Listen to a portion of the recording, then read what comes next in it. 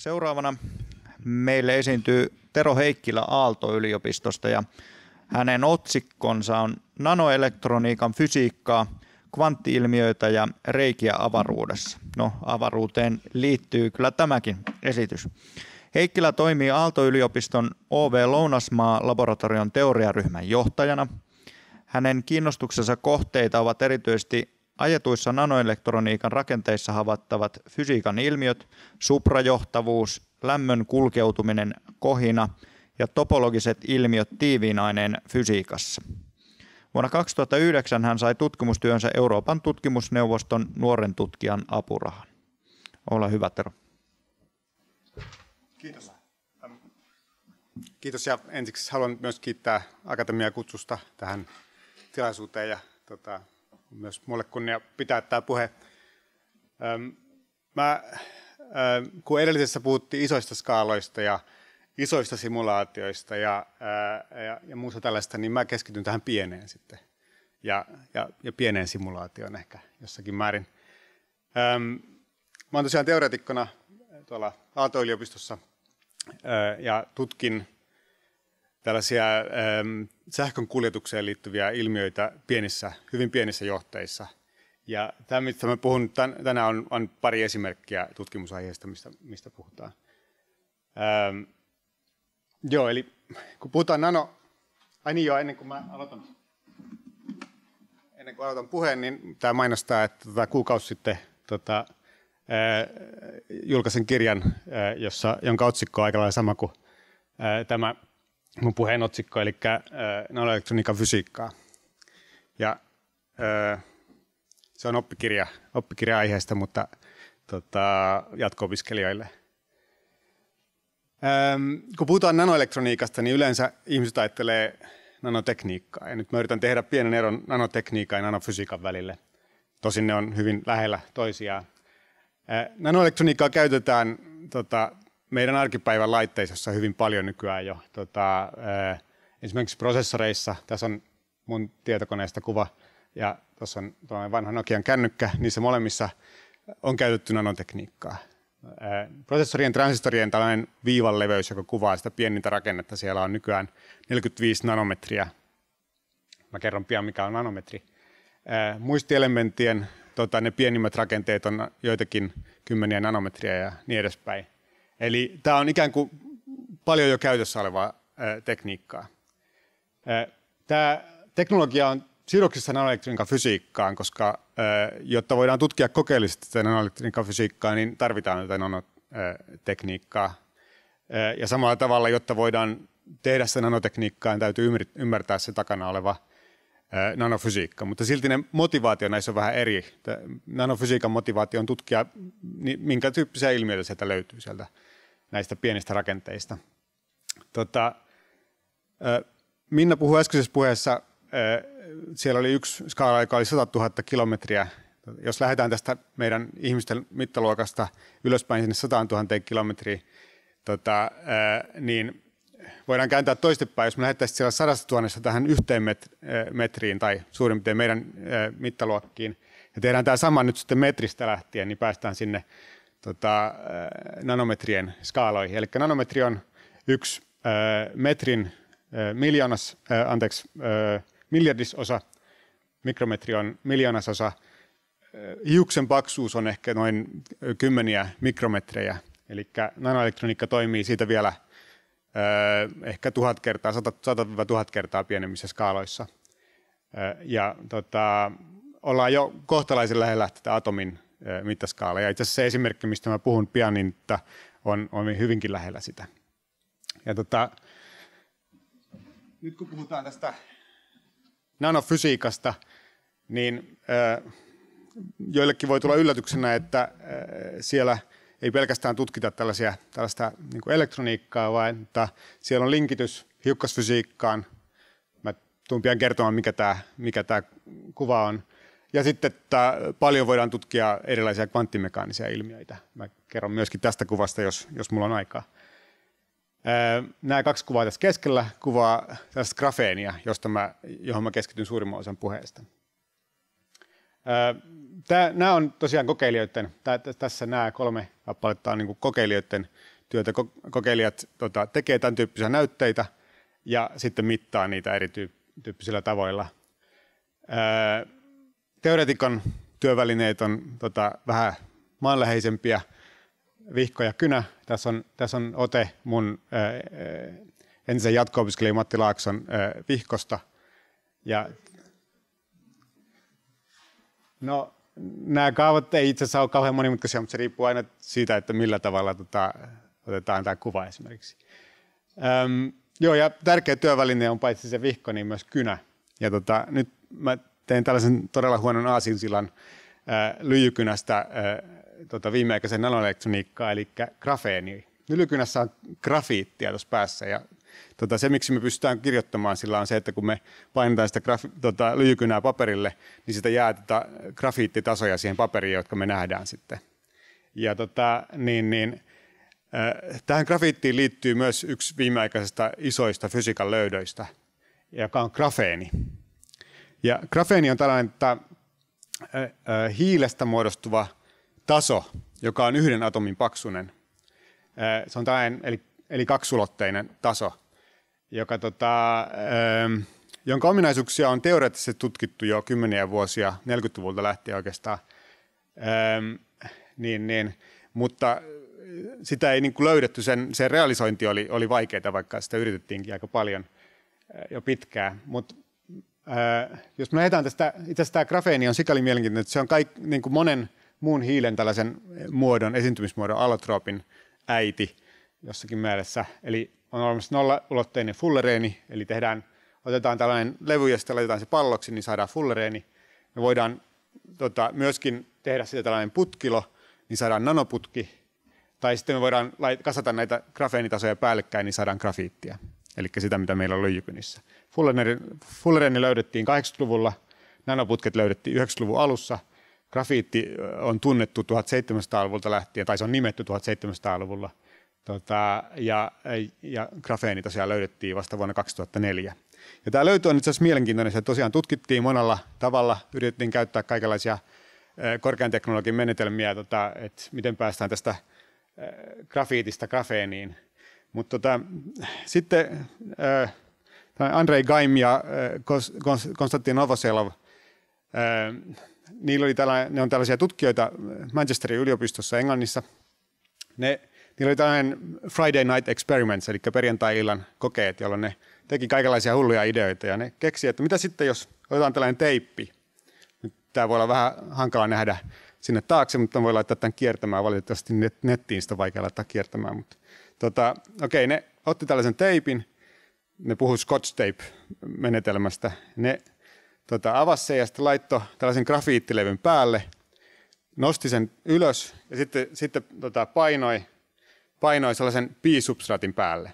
Ja peukalosääntönä on sitä, että peukaloa painetaan joitakin sekunteja siinä ja sitten otetaan pois. Okei, ja nyt tuloksena oli se, että näitä grafiittitasoja jäi jonkin verran sen substraatin päälle.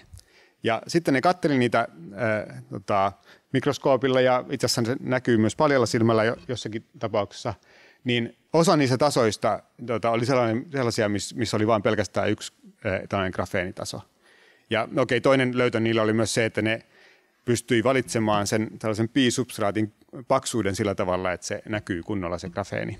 Mulla on täällä esimerkki myöskin sellaista näytteestä, joka on tehty tuolla Aalto-yliopiston kylmälaboratoriossa tai OV-Lounasmaan laboratoriossa, jossa on grafeenia. Ja siinä näkyy keskellä sellainen pieni kappale, jossa tätä grafeenia näkyy. Mä laitan nämä molemmat tästä kiertämään.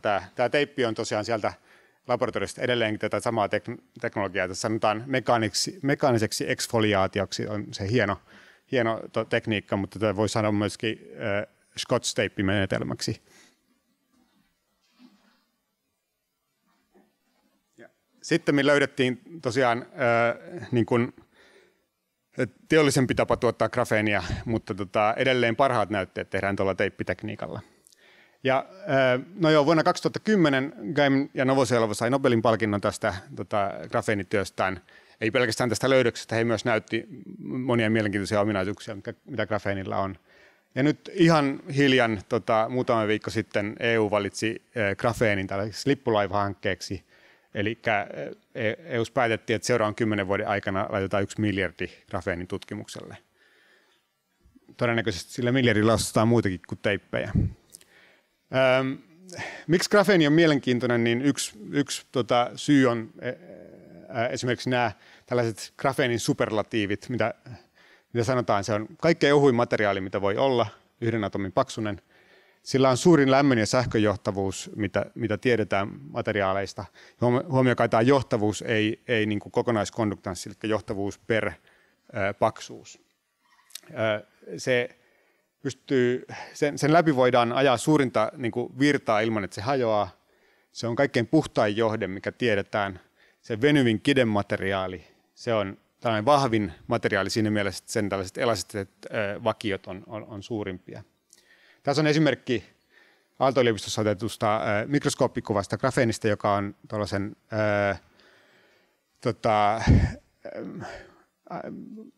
tällaisen metallielektrodien päällä.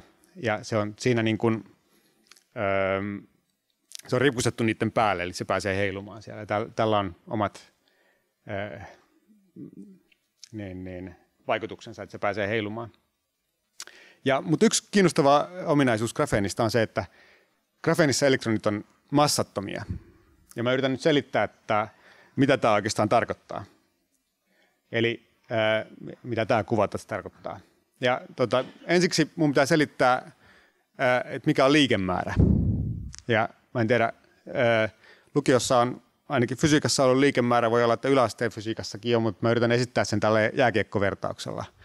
En tiedä, kuinka moni teistä seuraa jääkiekkoa, mutta jos seuraa, niin on varmaan joskus kuullut, ainakin Mikko Koivu usein puhuu momentumista. Se ei itse asiassa tiedä, että sillä on ollut täysin suomalainen nimi, joka on liikemäärä. Ja usein tai yleensä liikemäärä on massa kertaa nopeus. Ja nyt voidaan ottaa esimerkiksi 2 tällaista jääkiekkoilijaa. Toinen on tällainen iso, jolla on sitten paljon vauhtia, eli suuri massa ja paljon vauhtia. Hänellä on siis suuri liikemäärä. Sitten meillä on toinen jääkiekkoilija, jolla on pienempi massa ja ehkä vähän vauhtia. Mitä tapahtuu, kun ne törmää? Tämä pienemmän liikemäärän omannut kaatuu. Eli tämä kuvaa liikemäärää. No, toinen tällainen olennainen konsepti fysiikassa on energia. Ja toi Palmgrutin Minna just sanoi, että kaavoja ei saisi pitää kauheasti esitellä puheessa, mutta mä otan riskin silti.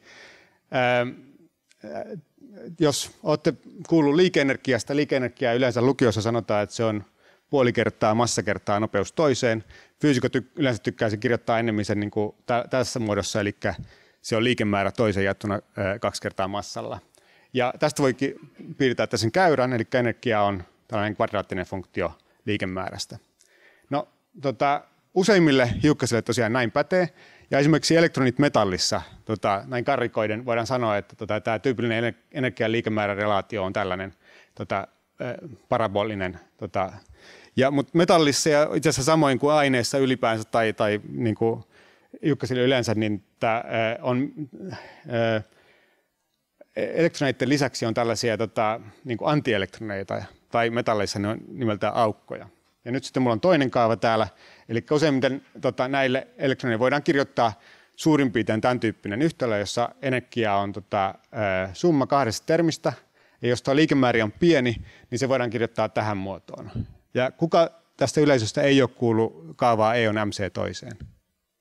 Eli tämä eka termi on tämä lepomassa-energia. Metalleissa tai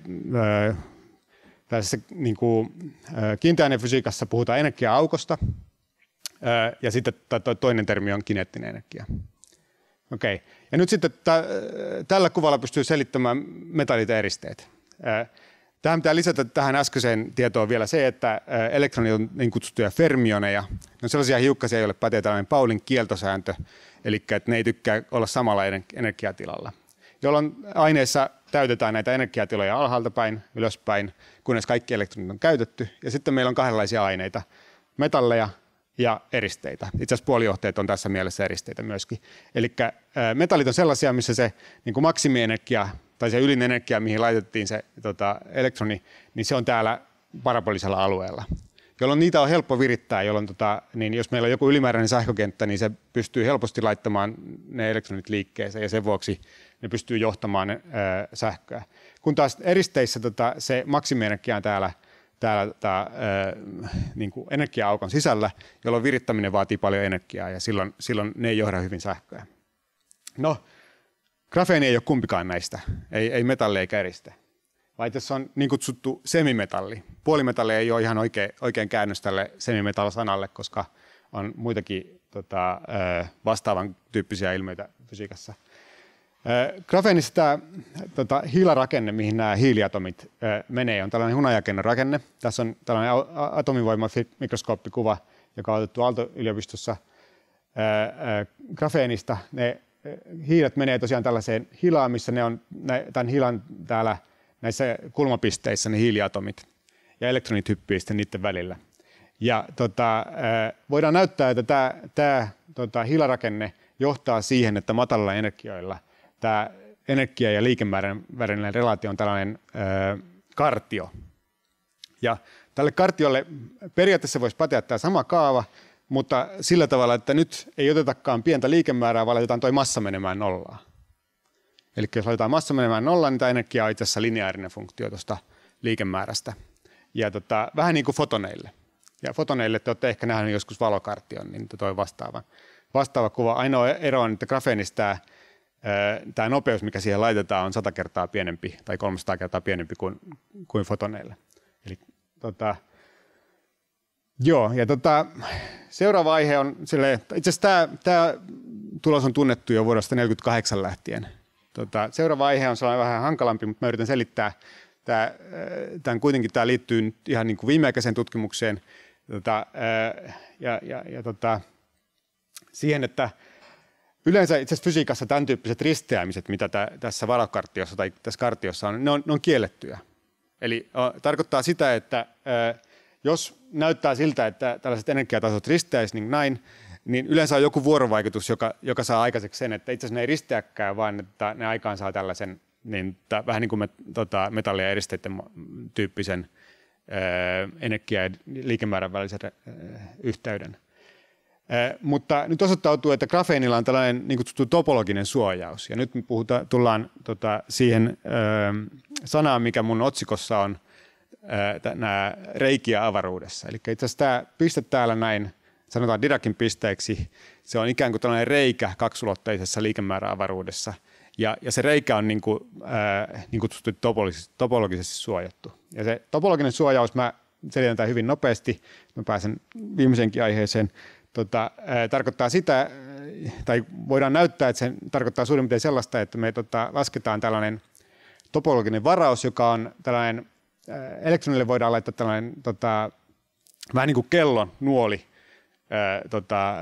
osoittamaan sitä elektronia, ja sitten voidaan katsoa, mitä sille nuolelle tapahtuu, kun mennään tämän reijän ympäri. Ja huomataan, että se nuoli kiersi täsmälleen kerran sen grafeenitason. Ja tämä yksi kierros on tällainen topologinen varaus. Että se ei ole 0,9 kierrosta tai 1,1 kierrosta, vaan se on yksi kierros. Ja se suojaa tätä tietyn tyyppistä elektronin energia- ja liikemäärän välistä suhdetta. Tällä on tietysti jotakin seuraamuksia grafeenin ominaisuuksiin tällä energia- ja liikemäärän välisellä suhteella. Esimerkiksi johtavuus. Voidaan katsoa, miten se muuttuu varaustieiden mukaan. Eli grafeenissa voidaan nyt sitten eri tavoin muokata sitä kohtaa, missä niin kuin se maksimienergiapiste itse asiassa on.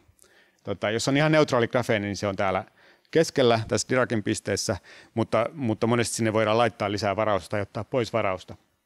Ja nyt sitten tämä johtavuus menee nyt sillä lailla, että jos ollaan niin kuin kaukana siitä Diracin pisteestä, niin silloin johtavuus on suurta. Jos mennään kohti Diracin pistettä, niin johtavuus pienenee, ja se johtuu siitä, että tässä kohtaa tiloja, jotka voi kantaa virtaa, on vähemmän. Toinen tällainen vähän eksoottisempi seuraus, itse asiassa tämä tällainen tuunattava johtavuus on olennainen laitteille, mutta samanlainen ominaisuus löytyy myös puolijohteista, ja se itse asiassa johtaa siihen, että me ylipäänsä koko puolijohteen elektroniikka melkein perustuu siihen. mutta toinen tällainen vähän eksoottisempi ominaisuus on tällainen niin kutsuttu Kleinin paradoksi. Ja mä yritän selittää, mitä se on seuraavalla kuvilla.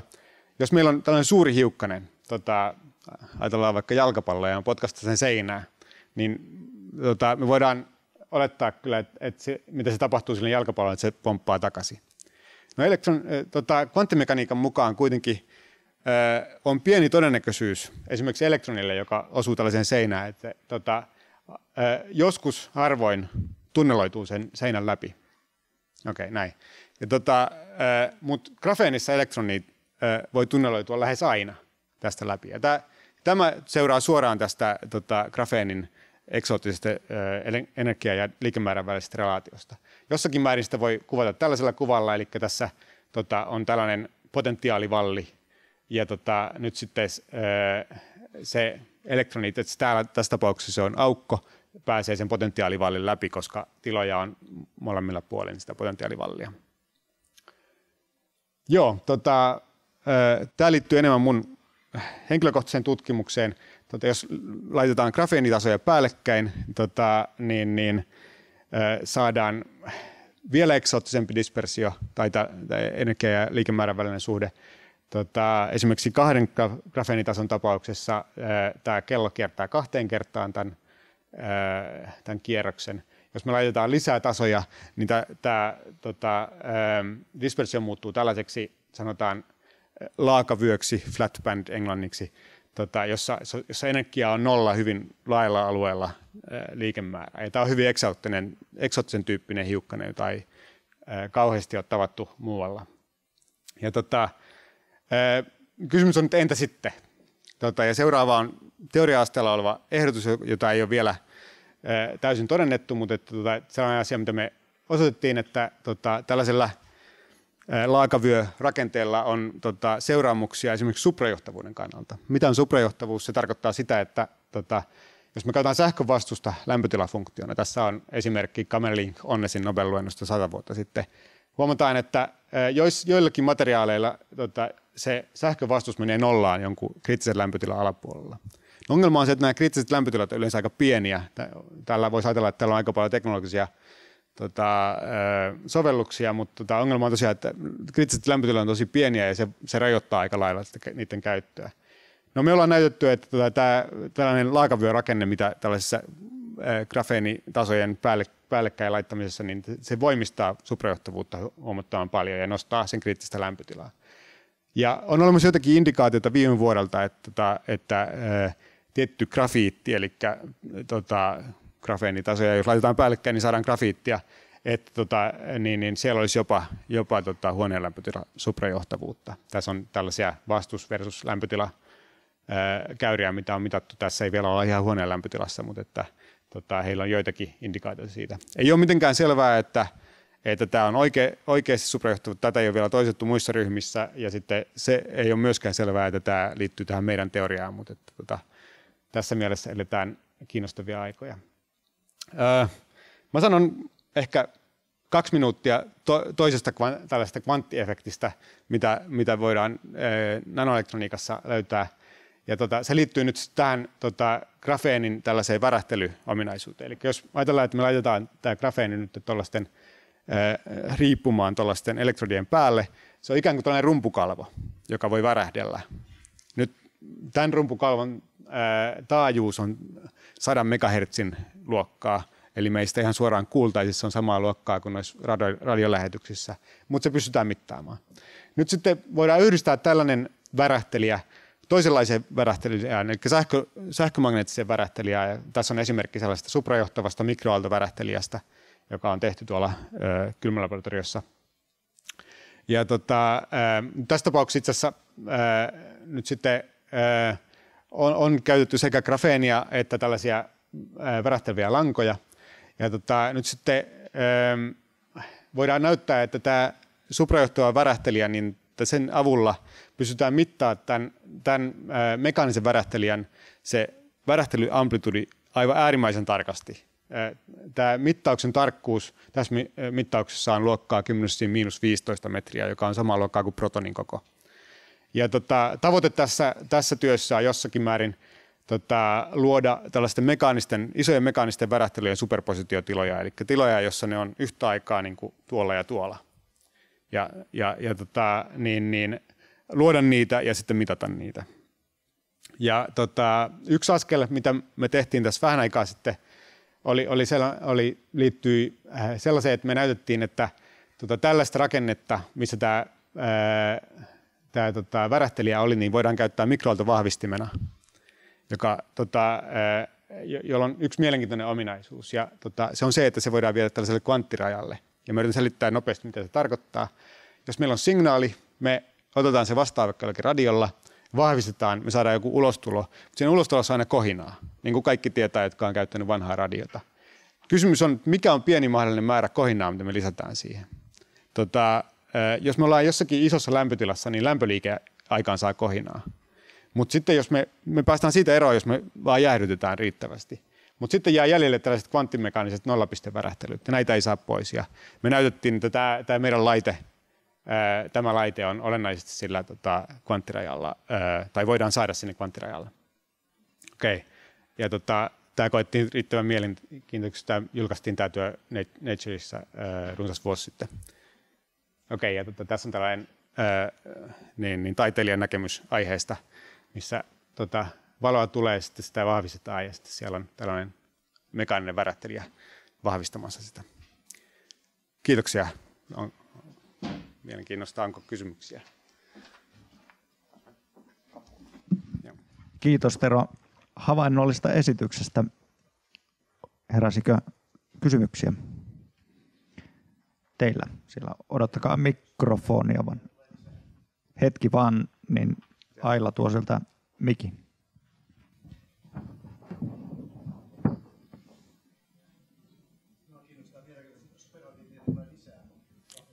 No, eikö viime aikoina EU ainakin näytti, että suurin tutkimusrahoitus, 1 miljardi. No, varmaan niitä voi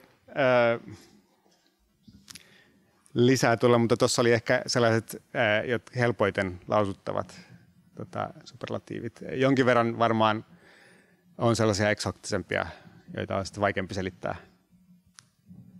olemassa. Niin kerrotko vielä tiiviisti tässä välissä tästä Euroopan tutkimusneuvoston rahoittamasta hankkeesta, eli mistä on siis kyse? Joo, no itse asiassa sikäli mielenkiintoista, että mä en puhunut itse siitä tosiaan nyt lainkaan. Mun tässä hankkeessa tutkitaan sitä, että miten elektronit kuljettaa energiaa tällaisissa nanorakenteissa.